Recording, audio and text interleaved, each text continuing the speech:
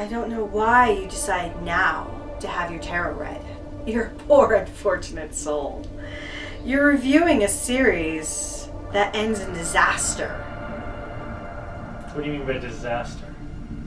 The one who shines in the darkness. And then, to make things worse, my friend, you have Reika. Oh, crap. And then, if you ever wanted to continue, enjoy Alice in Wonderland. Alice in Wonderland? Yes. Think of Zero. Oh God! No, not that one. So what you're doing is telling me I should stop with the Garo series right now. It appears, yes, it's safe to stop right now. If you continue, you're gonna hate everything Garo, including Garo himself. Are you gonna stop, or are you gonna punish yourself and your subscribers? You know what? I'm still watching The Simpsons. I think I can handle Garo. I'm out of here. Enjoy Ryuga. Screw you. Bye.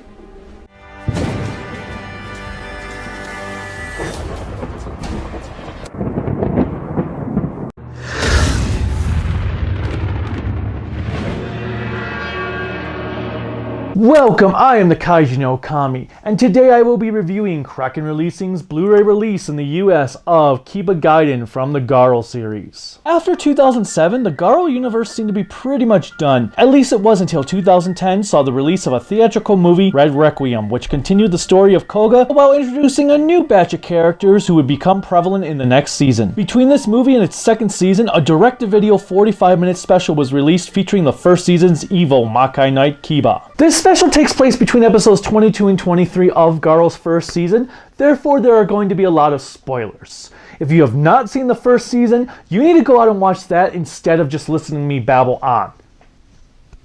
If you have seen Garo's first season, carry on. Kiba Gaiden begins with our titular villain Barago, still played by Kamen Rider Black's Misaki Kimoto, and his lovely assistant Urada, portrayed by Las Vegas-born Leah Daizan, standing around an unconscious Karu in a black room. You know, for the next 45 minutes I could just sit like this and everyone would drool over me despite not doing anything. Upon waking, Barago explains to Karu what her role in life is. 君は神聖なるゲートなんだ. He then proceeds to tell her the story of when he first met her, which we were told in the first season, but this time we get to see it done in a very cool looking style of animation.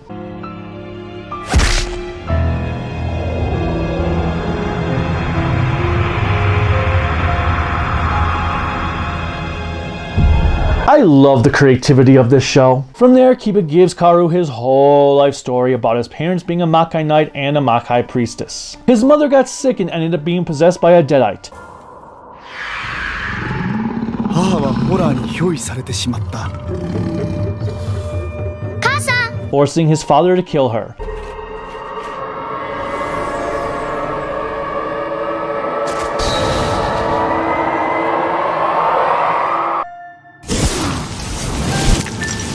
His father was then killed in battle. Years later, after being trained by the current Garo, he finds the Book of the Dead.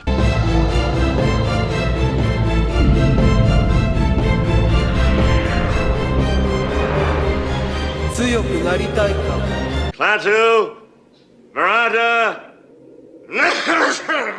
Just kidding. It turns out he is being contacted by Messiah, the mother of the horrors we saw Koga take on in the final episode of the first season. Lucky for Barago, Messiah has a job opening for the title of Kiba, the Dark Knight, and offers him the position.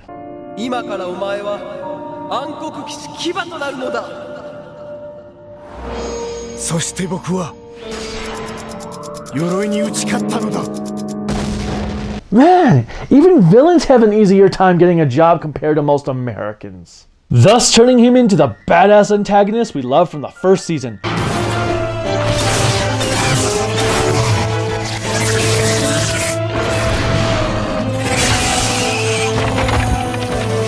From there, Barago then tells Karu about a few Makai Knights under the title of Bado that tried to stop him.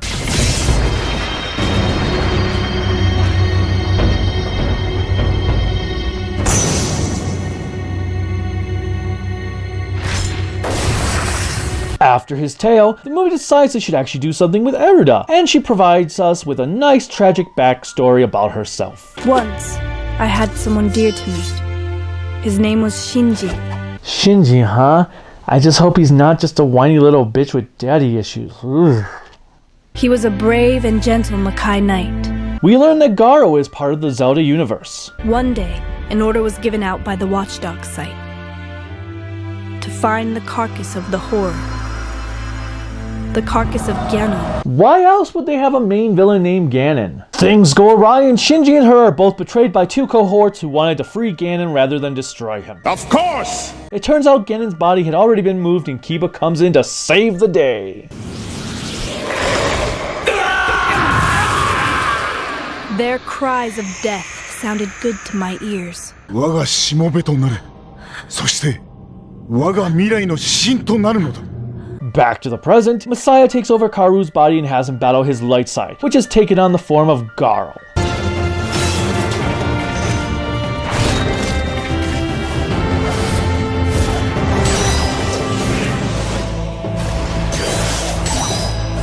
Of course, how could you have a story that takes place in this universe not feature the title character? That was low. One thing I really like about this battle is we get to see Kiba's horse that never appeared in the series. When I say make a wish, I mean make a wish. Messiah then has him fight Karu, who kicks his ass Capcom boss style.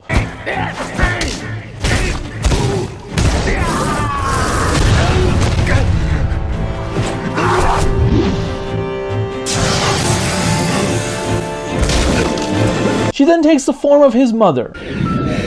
Baragoよ断ち切るのだ。最後の因果を。 Do I dare live out the American dream? And the movie ends. さあ、行くがよいバラゴよ。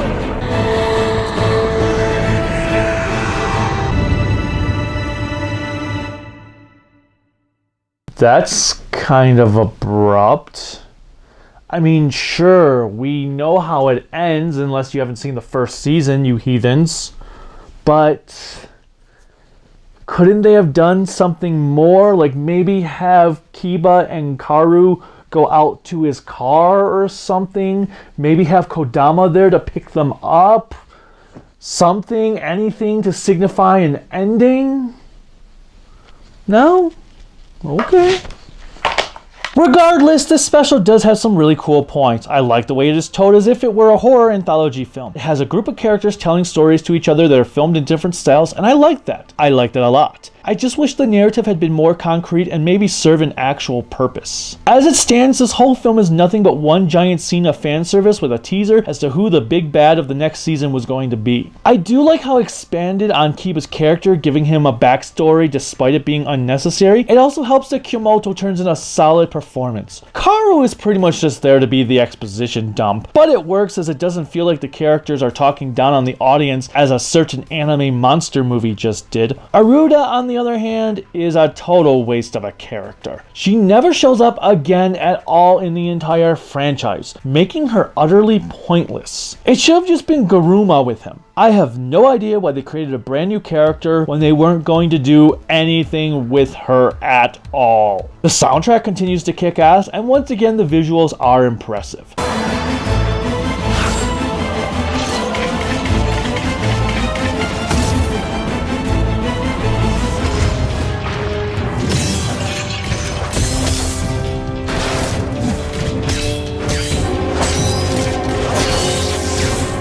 I do like the calligraphy scenes. Nevertheless, the best fight is between Kiba and his Garo persona, followed by the Messiah Karu fight. There's not too much to talk about though, given it's only 45 minutes. Still, it has that great Garo visual flair. Finally, we have the Blu-ray itself. The quality is on par with the Japanese release.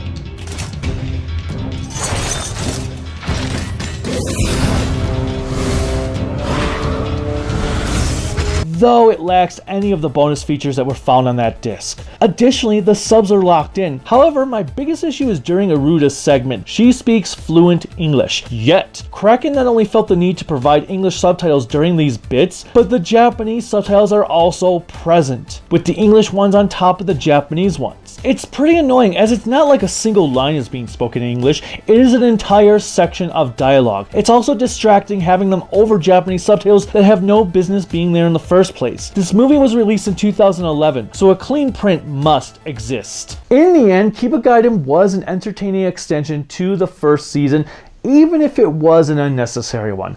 I am definitely glad we got it. If you have never seen it and you did like the first season, definitely check this one out. In fact, despite my little nitpicks with the subtitles, it is a must-buy, and I cannot wait for Kraken to release Red Requiem in a few months. Until next time, bye.